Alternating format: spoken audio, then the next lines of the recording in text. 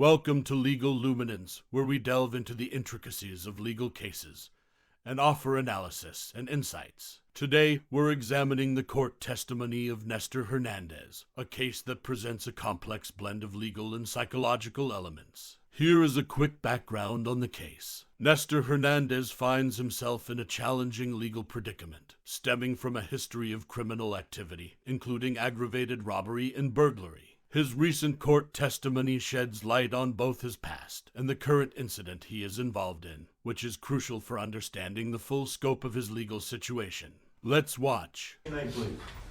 Nestor Hernandez. Nestor, how old person are you? I'm 31.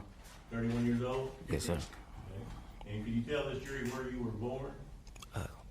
United States. What city? Dallas, Texas. Okay. And where were you raised? Dallas, Texas. Okay. Did you go to school here in the Dallas area? Yes, sir. Okay. And did you attend high school here for at least a time in the Dallas area? Yes, sir. And what high school was that? WTY High School. Nestor, I'm having a little bit of trouble hearing you. I want you to speak up because I want the jury to make sure they hear everything you have to say. You didn't complete high school, is that correct? No, sir. Okay. Once you quit attending high school, could you give the jury an idea of what you've done for the last 15 years or so of your life? Well, I was in prison and working. Now, we're going to cover that. You actually, and it's not something we're here to hide from. You're here to tell this jury and admit that you've been in the penitentiary on 2 separate cases. Is that right? Yes, sir. And in that regard, the first time you went, what year was that? 2012. Okay. And what did you go to prison for in 2012? Simple robbery.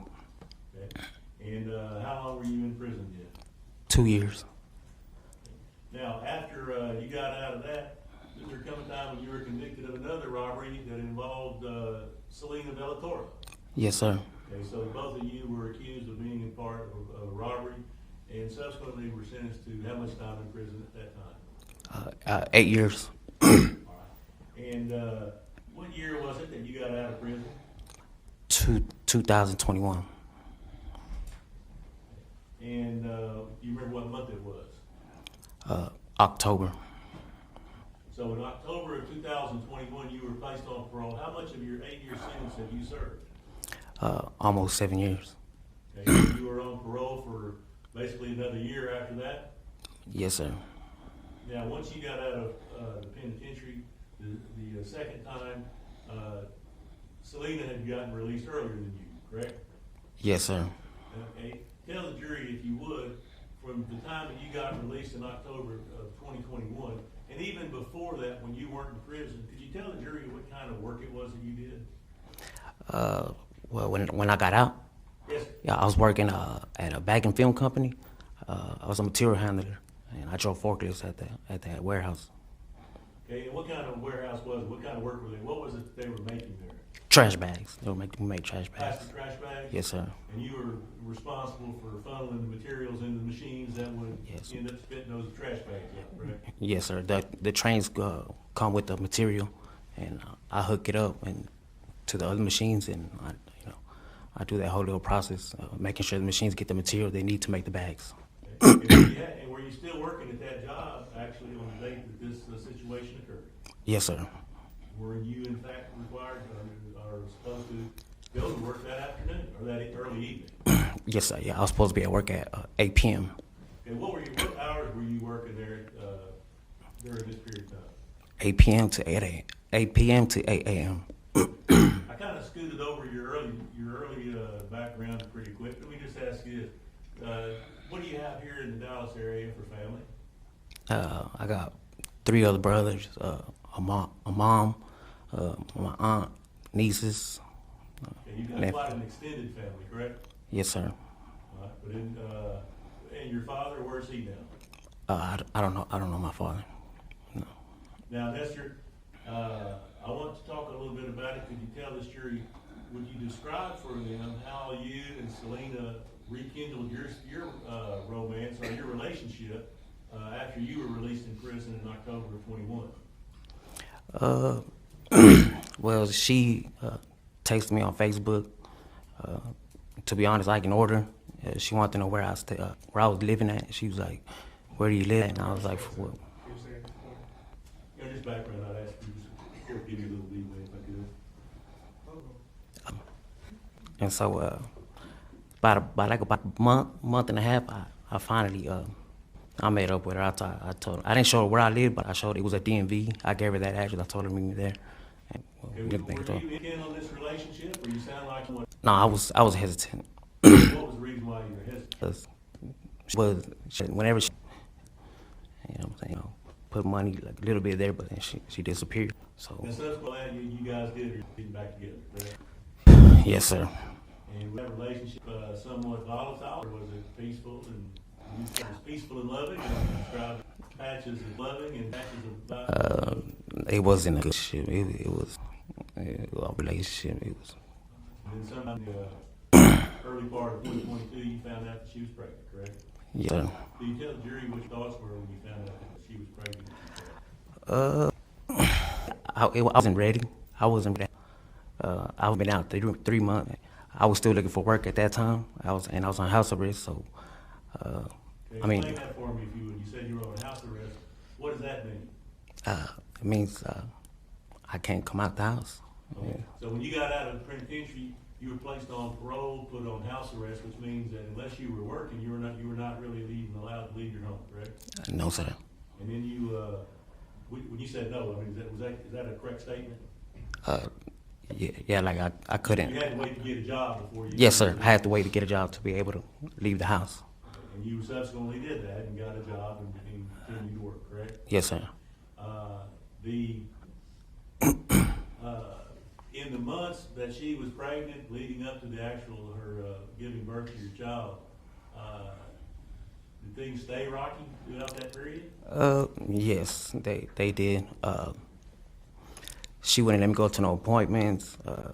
I would want to go. I'll tell her. She would say yes, and then at the last minute she'll block her number. And I even drove to her dad's car lot and asked her sister. I was like, "Hey, is she here?" I was supposed to take her to a doctor's appointment, and she told me, "No, you can call her if you want. She's not here though." And so I told her I couldn't call her because she blocked me. So and she was like, "Well, I don't know about no appointment." So, I mean. Did you believe that she was faithful to you during this period of time? No, sir. I'm sorry? No, sir. She wasn't. I know for a fact she wasn't. And so this relationship continued up until October of 2022. Let's talk about the days leading up to her giving birth. Did it stay rocky even up to this point in time when she was about to have a baby? Yes, yeah, yes, it did. I mean, if you could, Nestor, explain the best way you can to try to get this jury to understand exactly what kind of relationship y'all were having. It was just like I said, like even on the day before, I was supposed to when her water broke, I was gonna take her to the hospital. I was like, "Come on, I'm gonna take you to the hospital," and she was like, "Okay," you know what I'm saying. And so we came outside. She got a back house. We went to the back, and I got my truck. And then she got in the car, and then out of nowhere, she's like, "Hey, I don't want you to take me." And I was like, "What?" She was like, "I don't want you to take me." And I was like, "Why not?" You know what I'm saying? She was like, "I just don't." She's like, "I don't want you to take me." So we got into an argument. I had a red polo shirt. I threw the shirt at her, and she was sitting inside her car, and she got a glass cup. She stepped out and she started. I was like, "Watch out!" She hit me right here. She hit me in my arm, and I was like, "Man," I started telling her, like, "Man," I was like, I don't get you. Like, I really don't understand you. Like, there's women out there that will want their dads, their baby's dads, to actually be there for the appointments and take them to the hospital, and you know what I'm saying, and be there for them. You know what I'm saying? And you don't let me do that. I just don't understand you. I don't get you. And I hopped in my truck, and I peeled out. I took off. I was mad. I took off, and this is the Grove side area. And so I was driving towards Carrollton, and I got to like about Market Center or medical center around that area. And she called me and she was like, "Hey, are you gonna take me or not?" So I was like, "You want me to take you or not?" She's like, "Yeah." I think she's like, "Hurry up, come pick me up. I need you to come take me." So I was like, "All right." I want to ask you a couple other questions. Again, we're not trying to hide anything from the jury. You admit that you used methamphetamines at the time, did you not? Yeah, that Thursday. Now let me quickly note this legal violation and potential charges that Hernandez is facing based on this admission. Drug possession, if there is evidence supporting his possession of controlled substances like methamphetamine or heroin, as mentioned in his testimony, he would face additional legal challenges. Texas has strict drug possession laws, and conviction can result in significant fines and jail time, especially for repeat offenders. And you drank. Yes, sir, I did. Okay. And you also were in possession of a firearm. Yes, sir. Okay. Yeah, explain and talk to the jury about that. Why was it that you would have had a firearm knowing that as a convicted felon, you're not supposed to have one?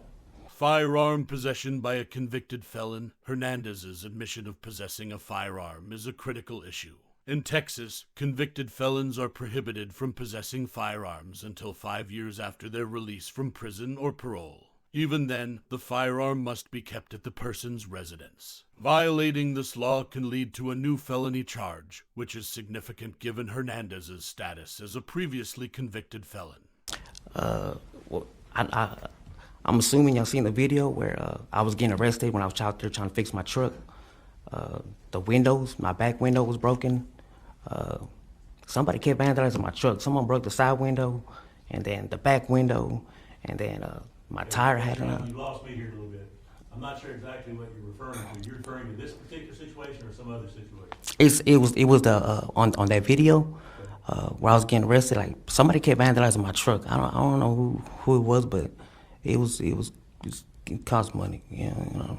But you had been in possession for a firearm for a while leading up into October, correct? Yes, sir. Okay. Now, on the day before, had there been some discussion between you and Selena regarding that particular firearm and whether or not she was going to put your name on the birth certificate as the father of this child? Yes, sir. Explain to the jury what it was that she told you in that regard. Yeah, hearsay. Regarding what the defendant told What Selena told him. That would be She's already testified to it, Your Honor. She had testified yesterday to it, and I'm not offering it for the truth of it. She already admitted to the statement, so it's not being offered for the truth. Just as to the mindset that it put him on, hearing what she stated in court was the truth regarding the statement. My recollection may be wrong, Judge, but I believe that she denied those accusations. No, she admitted I'll ask him. I'll specifically ask him. I think the jury will recall it. I mean, if we need to, I'd ask that we take a break and have the court reporter read that back.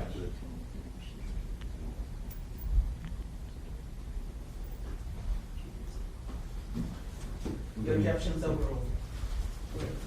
So the day before that, there was some conversation between you and Selena regarding her admitting or putting your name on the birth certificate, correct? Yes, sir. And how did that tie into this particular firearm? She wanted me to get rid of the pistol. We were in the parking lot at Dickey's. She wanted a baked potato before I took her to the hospital. She was hungry, and I was like, "Hey, you want to give her my last name?" And she was like, "I don't know, maybe I still want to give him my dad's last name." And I was like, "Why you want to give him your dad's last name?" I said, "Man, he's supposed to have my last name." And she was like, "Well, get rid of the pistol. You know what I'm saying? If you get rid of the pistol, I'll do it." And I was like, "Bet." And she was like, "For real?" And I was like, "Yeah, I really don't need it." You know what I'm saying? I was like, "I don't need it." And she was like, "Okay." You know what I'm saying? And she's like, "Well, throw it." And I was like, "Why throw it when I could just sell it?" You know? I was like, "I could just get rid of it." And she was like, "Are you reading?" You know what I'm saying? So I was like, "Look, watch." And I keep a box with me, and I was like, "Look, she got a bag." So I placed it in the bag. I was like, "Look, I don't need it." I placed it. She got a makeup bag. I was like, "Look, I don't need it." You know what I'm saying? I said, "Well, I'm gonna sell it." Okay. And after that, I took it to med hospital. So at that point, you had the conversation within the hospital the day before the birth, correct? She basically gave you the ultimatum, either get rid of the gun or your child. Yes, sir. In all honesty, Nestor, remind us whether that baby was in fact your. I asked her for a DNA test, parents. Okay, leading into that particular day now, so you're telling that when you had sex the day before she gave her, as a show of your good faith, you took the gun, placed it into one of the shake with the hospital. Wasn't in the bag that I thought. She had her overnight, and then she had her makeup bag. Okay. Now, did you carry that to the hospital that next day, or was it carried into the hospital and baggage with her? I carried both bags. Okay. Cause you know what I'm saying. We walked in, but I did carry both bags. She told me to grab the bags, and I grabbed the bags. And did you leave that bag? Was the gun still in that bag when you left the day before she gave birth? Yes, sir. Okay. So the day that you came back into the hospital, where we've seen it on the videotape, you walking into the hospital, you have something in your hand, but that's a can of beer. Is that correct? Yes, sir. What kind of beer was it? Do you recall? Still reserved. I'm sorry? Still reserved. Okay. And we've seen your talk screen. It says you didn't really have any alcohol concentration, so you really hadn't any opportunity to really drink it at that point in time, had you? Yes, sir. So when let's talk about it. So the day before, when you took her to the hospital, you carried the bags in, and one of those bags had you put the gun there, so you knew that bag was there, and you were doing it to make her happy, so y'all could have your name on the birth certificate. Yes, sir. How long were you at the hospital the day before this incident occurred? Can you recall? That same day, like after my son was born, Yes. I stayed there till 7 or 8. I think. I don't want to say it was 8 p.m. Did you have to work that night? No, I was off. I was off. That night? Yes, sir. Okay. And so, why was it that you left the hospital that night? Was there a fight, an argument, or was it just? No. I was on house arrest, so I had to be. My parole officer let me stay there till 9 p.m. So I left an hour early, and so I could be home on time. Okay. So did you go home? Yes, sir. Okay. And could you tell the jury what happened the next day? What time did you, or could you tell the jury what started or what you did that following day? I woke up. Well, really, my mom woke up, and she was like, "Hey, I'm about to go to work. I'm finna get a ride." And I was like, "Why you finna get a ride?" She was like, "Well, my tire is popped. I got a nail in my tire." She was like, "Can you change it?" And I was like, "Yeah, I got it. I'll change it." And she's like, "Okay, I'm gonna leave my keys right here, and I'm finna go ahead and get a ride." And she's like, "Are you gonna go to the hospital today?" I was like, "Yeah, I'm gonna call Selena in a little bit and see, you know what I'm saying, if it's cool to go over there." And she was like, "Okay." And I gave her a hug, and she was telling me, you know, be a good dad, you know, raise them, be there, don't be like your dad. And you know, I was like, I won't. You know what I'm saying? I gave her a hug and a kiss, and she went to work. What time of day was this, Nestor? Like 7 a.m. 7, yeah, 'cause she has to be at work at 8 in the morning. Yeah. And what did you do following that? Well, I went outside. No, I didn't go outside. I ended up calling Selena. I called Selena, and I text Selena, and I was like, "Hey, should I get a haircut? I want to take pictures. I want to take family pictures. You know, I want to take family pictures. You, me, and my son. I should cut my hair." And she told me she didn't want me to come. She was like, "I don't want you to come."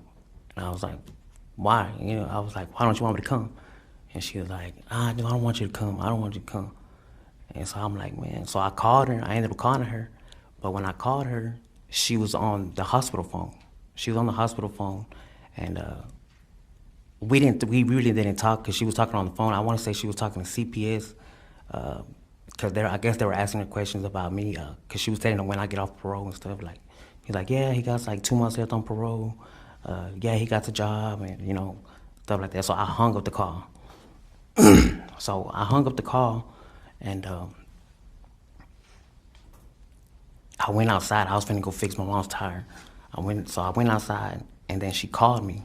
So whenever she called me, she was like, "Hey, what time are you gonna be here?" And I was like, "Man, I don't got time right now." I was like, "My mom needs the tire fixed." I was like, "I ain't got time to play games with you. I really don't." And she was like, "Oh, so you're not finna come?" And I was like, "Nah." I was like, "I'm gonna go, but not right now." And then she was like, oh,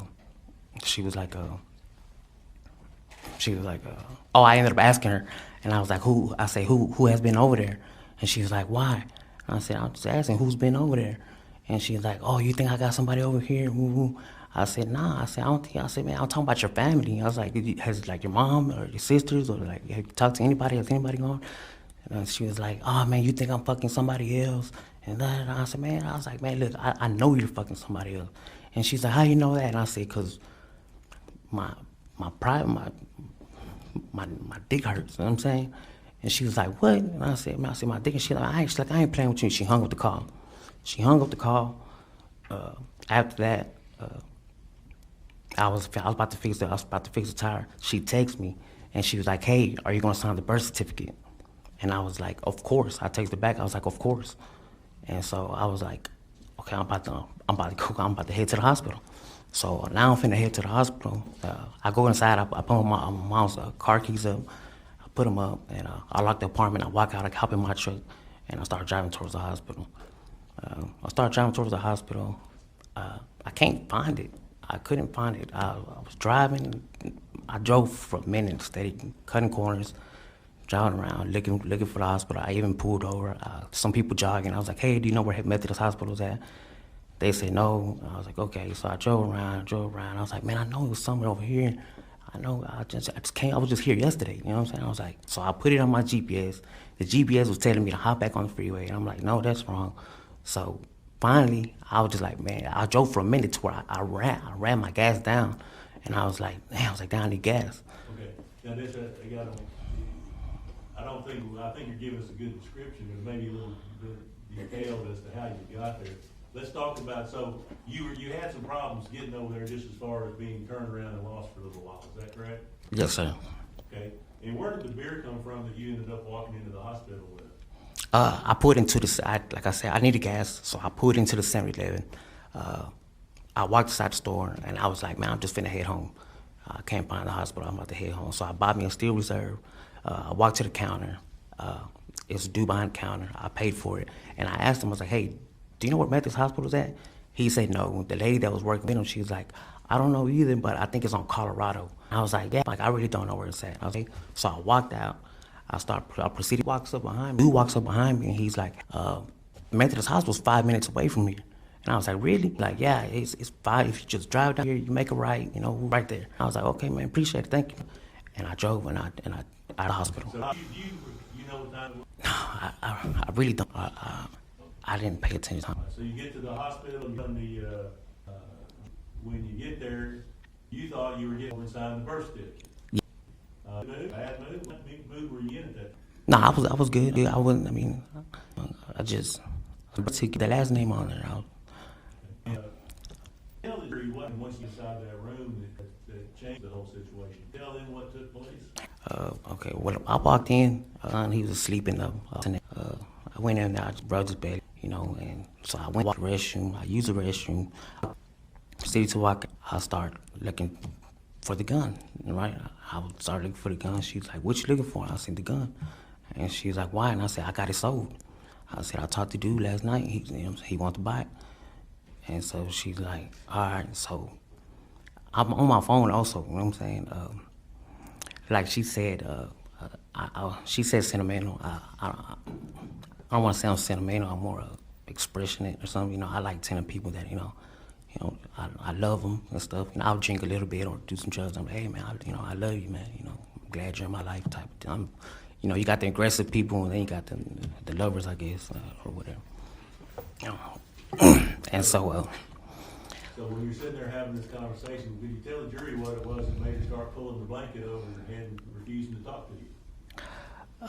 I don't recall her putting the blanket over her head. You don't recall her pulling the blanket over her head? No, I don't. What do you recall happening when you were having this conversation with her? I ended up sitting down, and I was like, man, get the gun and stuff. And so I was like, so I'm about to sign this birth certificate and leave.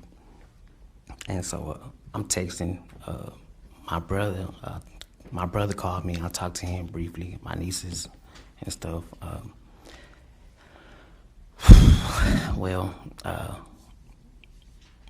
We started talking. She tried to talk to me. I was like, shut the fuck up, don't talk to me, you know what I'm saying? Woo, woo. And she's like, oh no, she's like, man, you're drinking and woo, woo, woo. And I was like, I don't want to hear it, man. I was like, I ain't been drinking like that. And she's like, nah, you drinking, woo, woo. And I was like, man, shut up. I was like, don't even talk to me. She was like, nah, you're not supposed to be in here drinking, woo, woo. I was like, don't nobody even know this is a beer. And it looks like a Arizona or something. And she was like, she's like, nah, man. She's like, man, they're gonna come in here and see and whatever. And so I was like, man, bro, I don't even talk to me, bro. I said, yeah, you really nasty. And she was like, what you mean nasty? I said, yeah, you really nasty, you know what I'm saying? And she was like, well, and I said, man, my shit hurt, bro. I'm just signing this birth certificate and I'm finna leave. I said, man, nigga, I'm burning. Your voice is dropping a little bit. Keep it up so the jury can hear. It's I'm like, man, it's, you know, my private areas is really fucked up. And so she's like, man, she's like, nah, man, she's like, I ain't fucking nobody, and da. And so she gets on her phone, you know what I'm saying? I'm like, yeah, you need to tell whoever you been fucking with that you got that shit, you passing out that shit. And she's, What are you talking about? I never had an STD before that, so I mean, I knew it was something wrong. I didn't know exactly what it was, but it was, You do something wrong. when I urinate, when I urinate, it hurts, yeah. And, So so you're talking about her messing with somebody else, telling her that she needs to tell people that she's probably giving them STDs too? yeah, I don't know, because she ended up getting on the phone. I was like, you need to be calling them people and let them know you passing out that shit. Yeah. And what happened as a result of this conversation? You said what happened to the result? Tell me what happened next after y'all are having this conversation. The nurse, she walks in. So she walks in, and Selena, she gets up and she's like, hey, I need to use the restroom. So when she gets up, I get up with her. Okay, now I'm gonna stop you right there. Prior to any of this happening right here, now you're talking about, have there been another nurse in there earlier that day that had come in and been there for a few minutes and then left? Do you recall that? No, sir. Okay, so when you're talking about right now, you're talking about a nurse came in, and that's when Selena wanted to go to the restroom. Are you talking about the woman that ended up getting shot? Yes, sir. Okay, so you guys are having this conversation, it's going on. Up to that point in time, had you ever threatened that you were gonna kill Selena or kill yourself? No, sir. No, sir. Did you ever threaten to Selena that you were gonna kill anybody coming in that room? No. Did you have any intention of harming anybody? No, I didn't. Okay. Tell the jury what happened, and you just described how you got to the point where the nurse came in the room, Selena wants to go to the restroom. Tell the jury what happened next. Well, she gets up and I get up with her, and she's walking. No, when the nurse came in, she said, you know, good afternoon or good evening, and I said it back. And Selena gets up and she's like, I need to use the restroom. She had told the nurse, I need to use the restroom, but I got up with her. And so I was like, why you need to go to the restroom with your phone? And she's like, because and then the nurse asked, is everything okay? And I was like, yeah, everything's okay. And then she said, no, it's not. She's like, I don't want him here. This ain't even his baby. So I slapped her. So when I slapped her, the nurse was like, oh. And so then Selena hit me, and we got into like, whenever I got up, I had the pistol on me too. You know what I'm saying? I had. She ended up, before that, Selena had handed me the pistol. And so I had the pistol right here. It's a little pistol. So when I got up holding it too. And she hit me, and so, you know, I kind of like, you know, I had the pistol in my hand. I don't think the nurse knew I had the pistol in my hand. And so we got into like a little brawl or whatever, and that's when I hit her. I ended up hitting her with the pistol, and that's when the nurse, she was like, stop. She got in between us, and my shirt, the black shirt that I had on, it was already kind of like over me. It was already like, 'cause she was like putting on the shirt too, and so the gun went off. That's what. Hey, who was pulling on your shirt? Selena. Okay. So you're wearing a shirt, and while you guys get into a tussle with the nurse there, she's pulling on your shirt, and you saying it's kind of bunched up now around your shoulder area? Yeah, the shirt she was putting on, I had a black thermal shirt on. Okay. And then you said the gun went off. Describe exactly what you mean when you say the gun went off. How did it go off? The nurse tried to stop the fight. She got in between us, and she yelled, stop. She's like, stop. And next you know, the gun went off. And we stopped. Everything slowed down. You know, I was kind of confused for a little bit. You know what I'm saying? And the first thing that Selena said, she was like, "What did you do?" You know, and I was like, "No, man, it's your fault. This is your fault." You know what I'm saying? Because the nurse, she was kind of like leaning forward, and then she ended up falling back. boom. Did you intentionally shoot this nurse, or? No. Okay, how did she tell? Explain to the jury how it was that this nurse ended up shot. She got in between us. Whenever me and Selena got into like a tussle and got into it, she got in between us. She yelled stop and tried to stop us. Did you hit her with any intent of shooting the gun and killing her? No, sir. Did you have any intention of causing harm to the? You said that she was kind of looked like you were thinking a little bit. What are you describing? She leaned forward like this, like she leaned forward, like she leaned. Like it all happened so slowly. It went real slow, and then she ended up falling back. She ended up falling back. Yes. What's the next thing you recall happening? I panicked. I was like, shit. And Selena, she started screaming. I couldn't even understand what she was saying. And I shut the door like with my right hand, and I shot out the door. Boom, twice. I shot out the door twice. Did you see anybody outside when you shot? No, I didn't even look outside. I shot. I just shot. I was really like how can I say this? An example would be like or like mom has like a favorite coffee mug that she drinks coffee with every morning, and you drop it and you break it, and when you broke it, you panic. You're like, oh, and your mom was like, hey, what was that? And so you don't want her to see. You know what I mean? Like you don't want her to see. You just panic, and I try to like, I guess make another distraction or something. I wasn't just really I wasn't thinking right. Like, you know what I'm saying? I just wasn't. After you opened the door and you fired the gun, did you actually see the second nurse in the hallway at that time? No, I didn't even see the second nurse in the hallway. So tell the jury what happened after you shot that firearm out the door. So I went back, and the nurse laying on the floor. Selena, she's screaming. She's like, "Oh my gosh!" And so it's all hectic. I'm kind of panicking. You know what I'm saying? I'm like, man, shit. And so Selena, she said, "Get help." And so I turned around. When I turned around, I walked out the door. I tried to walk out the door. I felt the heat just through my leg. Boom. And I stepped back. I jumped back into the room, and I looked down, and I was like, they shot me. I was like, damn, they shot me. You know what I'm saying? And so I went back into the room, and I called my mom. And she answered the phone, and she was like, yeah. And I was like, hey, man. I just shot somebody, man. I think I just killed somebody, man. She's laying on the floor. And my mom, she's like, what?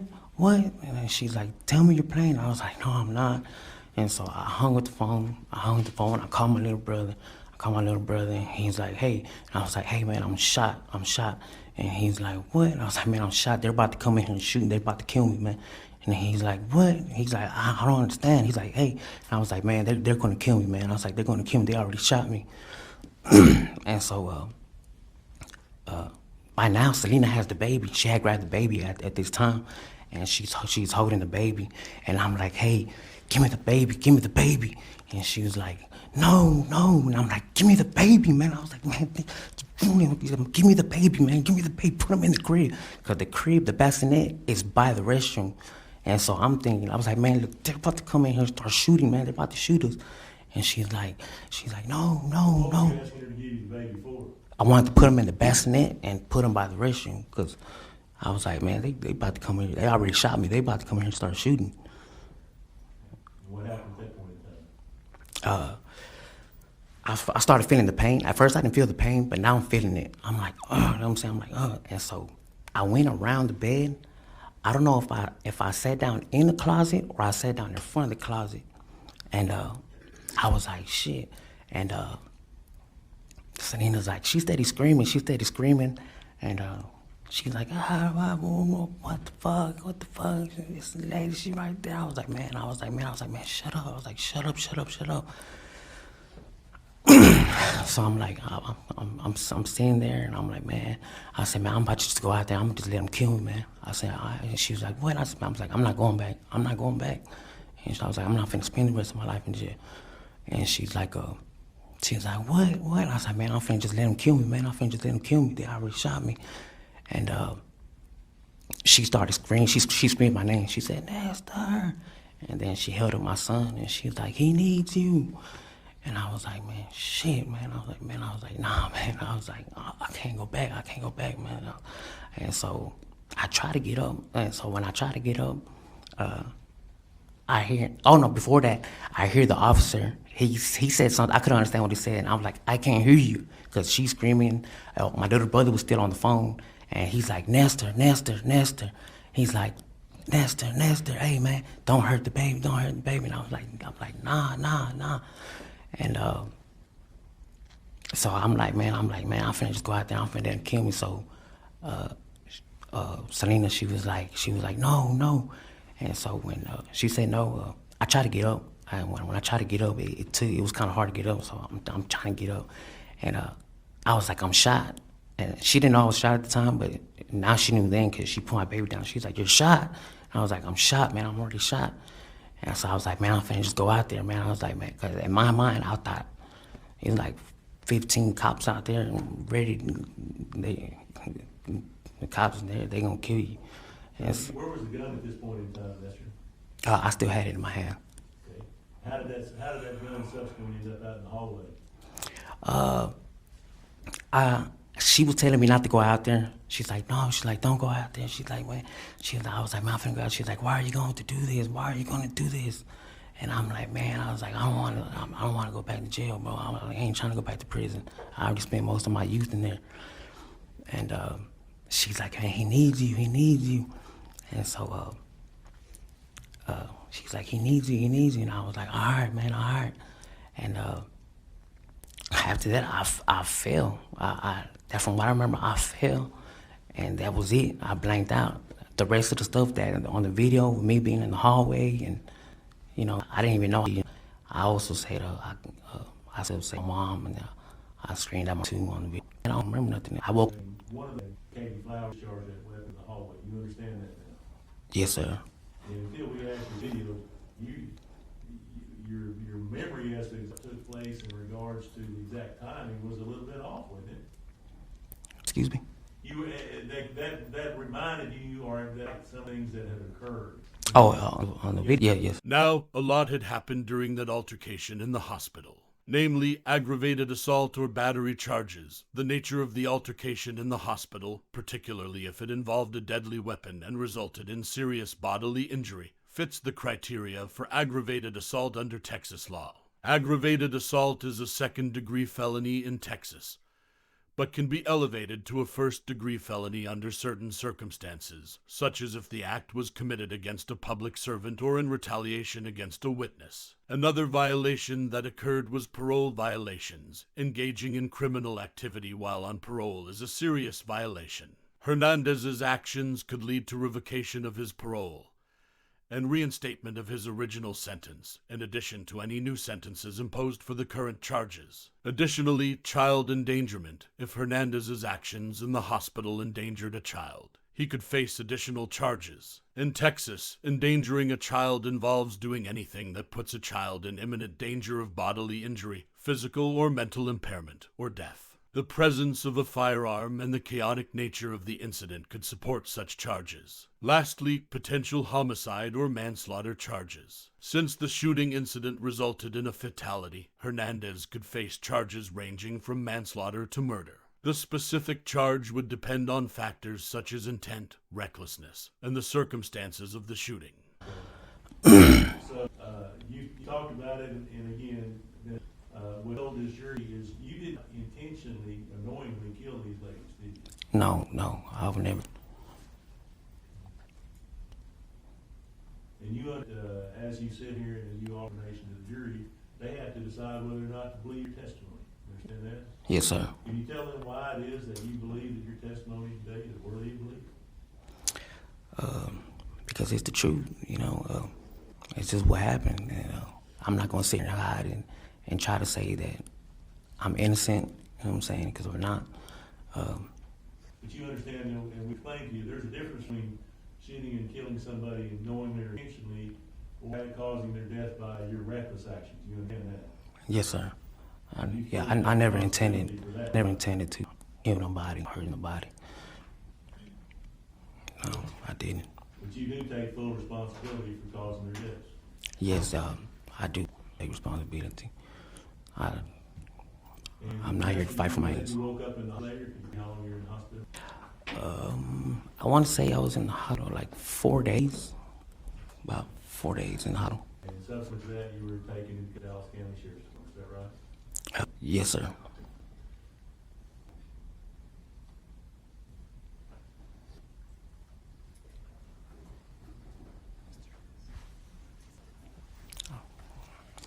Just I want to just ask you one thing. You made references in your speech to, I called somebody, I texted them, or I text somebody, or I called them. Are you even sure about these little snippets of conversation that you have? And do you remember for sure they were all, because one of them was a particular text or may have just a particular thought that you were going back and forth with? I know I called Adi. No, I know you called him. When you were describing for the jury, you said, well, I called him, and I texted him, talking about your brother.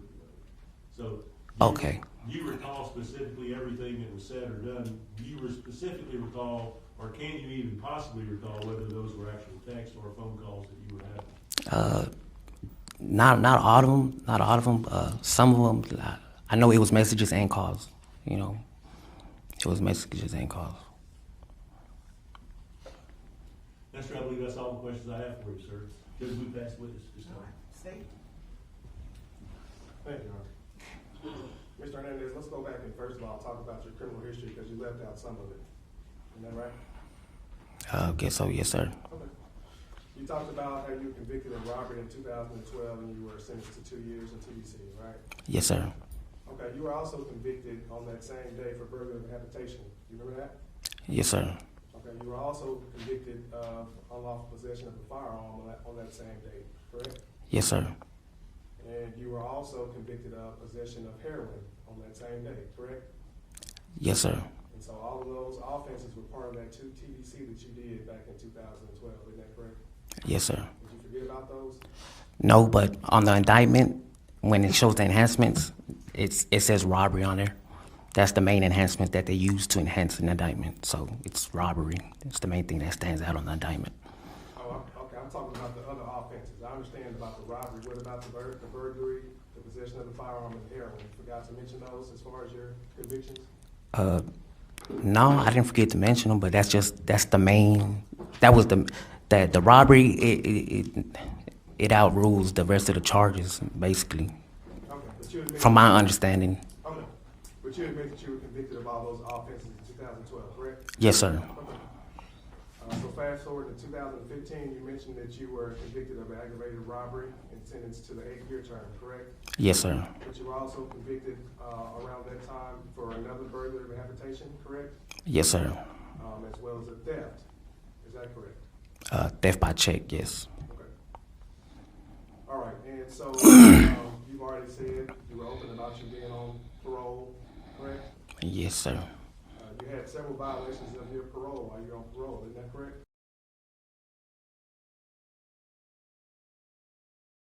There you have it. In summary, Nestor Hernandez faces a multifaceted legal predicament under the Texas legal system. His prior convictions, coupled with the serious nature of the new allegations, place him in a situation where he is at risk of severe legal consequences. The outcome will depend on the interplay of these factors and the effectiveness of the legal strategies employed by the prosecution and defense. The pattern of past criminal behavior and the nature of the current allegations are likely to be viewed unfavorably by judges and juries, who may see Hernandez as a continual risk to public safety. His history and the details of the incident could lead to harsher sentencing, especially given Texas's strict stance on repeat offenders and violent crimes. If Hernandez's defense can effectively argue that his behavior was influenced by factors beyond his control, such as substance abuse or a traumatic background, it might mitigate the severity of the court's judgment. Demonstrating genuine remorse, a willingness to undergo rehabilitation, or presenting evidence of positive behavior changes could help in softening the court's perception. A thorough psychological evaluation could provide insights into Hernandez's mental state and potential influencing factors for his behavior. If mental health issues or substance dependency are identified, They could be used to argue for rehabilitation-focused sentencing rather than purely punitive measures. In conclusion, Nestor Hernandez's behavioral patterns, as seen in his criminal history and the actions during the incident, predominantly pose challenges to his legal case. However, with a strategic defense focusing on mitigating factors and rehabilitation potential, there could be avenues to lessen the severity of the potential legal consequences. Thank you for watching this analysis on Legal Luminance. For more insights into legal cases and their nuances, don't forget to subscribe. Stay tuned for upcoming content exploring similar cases and legal issues.